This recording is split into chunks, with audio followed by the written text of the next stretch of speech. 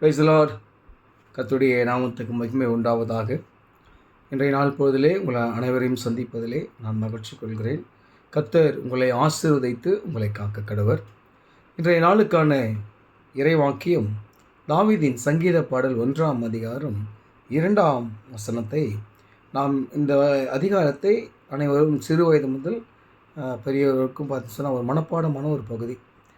அந்த வசனங்களை நாம் மனப்பாடம் பண்ணியிருப்போம். அதனுடைய கருத்துக்களை நாம் உள்வாங்கியிருக்கிறோமான்றது பெரிய ஒரு கொஸ்டின் மார்க் தான். அதனால தான் இந்த வசனத்தை நான் இன்றைக்கி எடுத்தேன். அதான் அழகாக சொல்கிறார் பாருங்கள் தாவீது ராஜா. கர்த்தருடைய வேதத்தில் பிரியமாக இருந்து இரவும் பகலும் அவருடைய வேதத்தில் தியானமாக இருக்கிற மனுஷன் பாக்கியவான். எனக்கு அருமையானவர்களே, கர்த்தருடைய வேதத்தில் எப்படிரா அப்படின்னு சொன்னால், காலையில் எழுந்து ஒன்று படிச்சுட்டு அவள் தான் அதோட ஒரு சம்பிரதாயத்துக்காக ஒரு 4 வசனம் படிக்கிறது, ஒரு அதிகாரம் படிக்கிறது. இன்னும் ஒரு சிலர் வேலைக்கு போக டைம் ஆயிடுச்சுன்றதுனால காலண்டரில் இருக்கிற வசனமெல்லாம் படிச்சுட்டு போவாங்க. ஆனால் கர்த்தருடைய வேதத்தில் இரவும் பகலும் பிரியமாக இருந்தால் தான் நம்ம பாக்கியவான்களாக இருப்போம். ஆண்டவருடைய சமூகத்தில் நாம் அழைக்கப்பட்டிருப்போம். நாம் மறுமையிலே கர்த்தர் பரிசுத்தர் என்று ஆராதிக்கும்படியான பாக்கியத்தை பெற்றுக்கொள்ள வேண்டும் என்று சொன்னால் நாம் கர்த்தருடைய வேதத்தில் இரவும் பகலும் தியானமாக இருக்கணும். இப்போது இந்த மாதிரி சொல்லும்போது சமீப காலத்தில் ஒரு சில கமெண்ட்ஸ் வந்தது, மதம் மாற்றம் செய்கிறார்கள் என்று சொல்லி.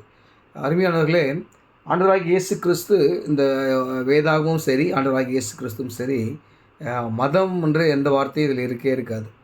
இந்த வேதத்தில் மதன்ற வார்த்தை ஒன்று இருக்காது. மனிதர்கள் ரட்சிக்கப்படணும், நரகத்துக்கு போகக்கூடாது, அவங்க நித்திய ஜீவனுக்குள்ளாக போகணுன்றது தான் இந்த வேத வாக்கியம், ஜீவனுள்ள புஸ்தகம்.